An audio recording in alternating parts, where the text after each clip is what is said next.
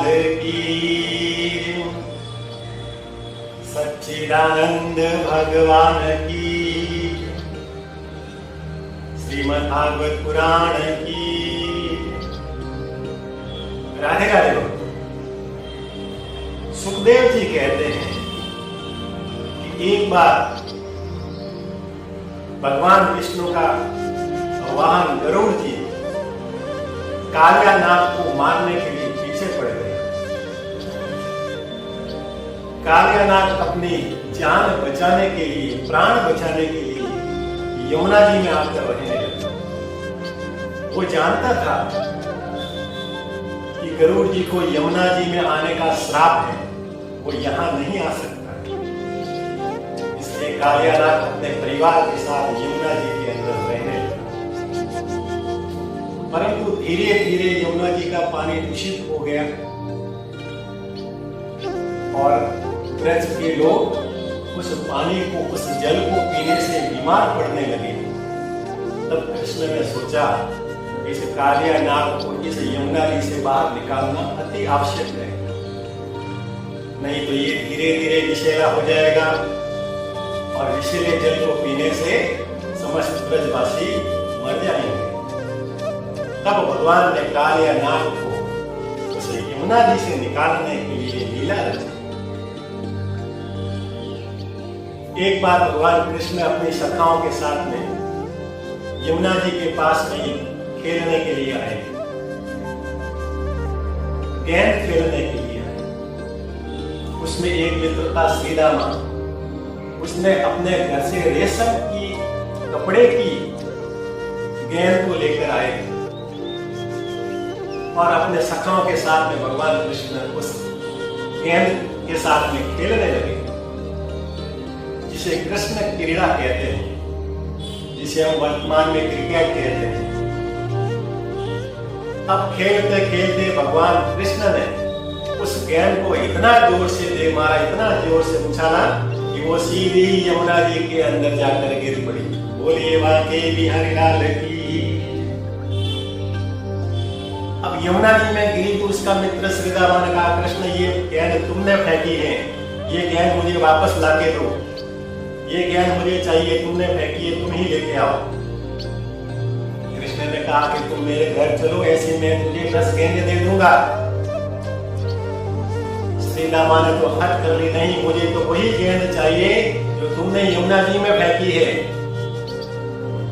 कृष्ण ने कहा, अरे देखो श्रीदामा, इस यमुना जी में विषैला भयंकर जहरीला विषैला कालिया नाग है। श्रीदामा ने कहा, हो मुझे कुछ नहीं पता, तुमने मेरी गेंद को यमुना जी में फेंकी है, तुम मुझे यमुना जी में जाकर लेके आओ, बस मुझे तो वही गेंद चाहिए जो तुमने फेंकी। अब कृष्ण ने कहा, जो यदि तुम इस ऐसी जिद करते हो तो चलो मैं लेके आता हूं। ऐसा कहते हुए कृष्ण ने कदम के वृक्ष के ऊपर चढ़ा और वहां से सीधे यमुना जी के अंदर छलांग लगा दी। बोलिए भागवत भगवान की। अब जैसे ही यमुना जी के अंदर कूदे, कृष्ण के जितने भी सखा थे वो सब भयभीत हो गए, डरने लगे और जोर जोर से चिल्लाने लगे, बचाओ बचाओ, इस कृष्ण को बचाओ। इस कृष्ण ने यमुना जी के अंदर छलांग लगा दी है, कृष्ण तुम बाहर आ जाओ, बाहर आ जाओ। इसके अंदर भयंकर कालिया नाग, विषैला नाग रहता है, वो तुमको मार देगा। श्रीदामा भी डर गए, भयभीत हो गए। अरे कृष्ण तुम आ जाओ, मुझे गेंद नहीं चाहिए, मैंने तो तुम्हें ऐसे ही डराने के लिए ऐसी बात कही थी, मुझे गेंद नहीं चाहिए, तुम इस यमुना जी से बाहर आ जाओ। जब जोर जोर से उनके सखा चिल्ला रहे थे तो उनकी आवाज जब धीरे धीरे ये समाचार यशोदा मैया को, नंद बाबा को, पूरे वृंदावन वासियों को जब पता चला तो सभी वृंदावन वासी यमुना जी के पास में आए और कहने लगे, अरे कृष्ण तुम बाहर आ जाओ, बाहर आ जाओ, इसके अंदर भयंकर जहरीला सर्प रहता है, तो तुम्हें मार देगा। नंद बाबा कहता है, कोई तो इनको बचाओ, कोई तो बचाओ। जोर जोर से चिल्ला रहे हैं। कृष्ण मन मन के अंदर मुस्कुराकर कह रहे हैं, यदि मैं बाहर ही आना होता तो अंदर क्यों जाता। ऐसा कहते हुए कृष्ण उस स्थान पर चले गए जहां पर कालिया नाग अपने परिवार के साथ में रह रहा। वहां देखा तो कालिया नाग गहरी निद्रा में था। कालिया नाग की नाग पत्नियों ने कहा, अरे बालक तुम कहां पर आए हो? ये मेरे पति बड़े भयंकर विषैले हैं। इनकी निद्रा यदि जग गई, इसकी निद्रा भंग हो गई तो तुम्हें जीवित नहीं छोड़ेंगे। कृष्ण ने कहा, मैं यहाँ पर मेरी गेंद लेने आया हूँ और बिना गेंद के यहाँ से चला गया तो मेरे जो सखा मेरे ऊपर क्रोधित होंगे, वो मुझे नहीं छोड़ेंगे।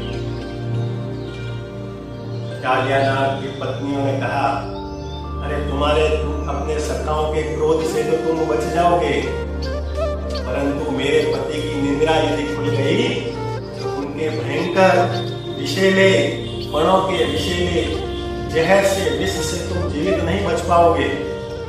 तुम जानते नहीं हो, मेरे पति के 100 फण हैं और एक फण के अंदर भयंकर विष की ज्वाला तुमको जीवित नहीं छोड़ेगी, क्षण भर के अंदर मार देगी। कृष्ण ने कहा, जा 100 फणों वाले, मुझे क्या 100 फणों से डराती हो? और मैं तो हजार फण वाले शेष नाग को लिटाकर उसको सैया बनाकर उसके ऊपर आराम से सोता हूँ। बोलिए भागवत भगवान की, ये मेरा क्या बिगाड़ेगा?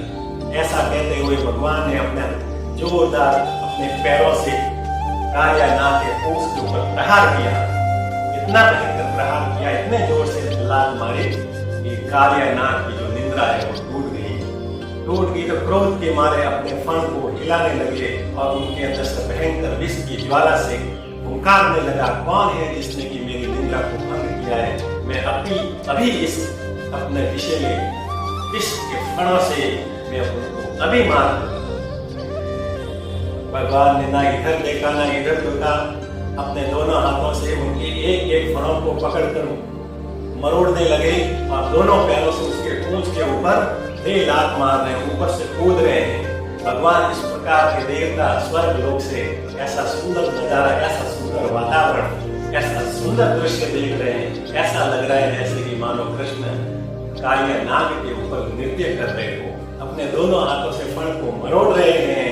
कालिया नाग के पूंछ के ऊपर दोनों पैरों को उछल कर कूद रहे हैं। कालिया नाग भी अपने आप को बचाने के लिए नाग की तरह इधर उधर डोल रहे हैं। ऐसा लगता है जैसे कि सुंदर नृत्य हो रहा हो, देवता गान कर रहे हैं, ढोल नगारे बजा रहे थे, अप्सराएं नृत्य कर रही थी। बोलिए माँ के हरिलाल की।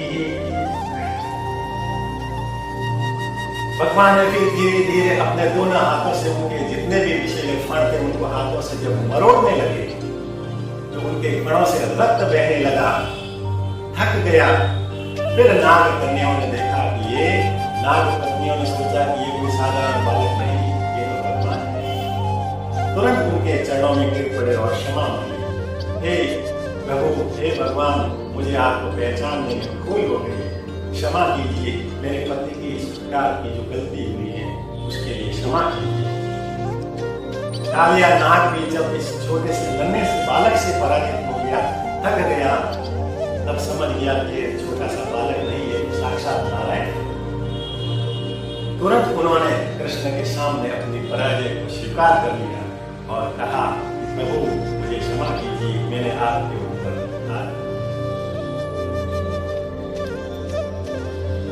भगवान तो करुणा निधान, दया निधान, कृपालु है। जब उनकी शरण के अंदर आ गया तो भगवान ने कहा, हे नाग, हे कालिया नाग, तुम मेरी शरण के अंदर आए हो, मेरी शरण में आते हैं उनकी मैं प्राणों की रक्षा करता हूँ, मैं उनको जीवन दान देता हूँ। लेकिन तुम यहाँ से अपने परिवार के साथ, परिवार से इस यमुना जी को छोड़कर समुद्र के बीचों बीच एक रमणीक द्वीप है, वहां पर चले जाओ। वो नागों का वास है, केवल नाग ही रहते हैं।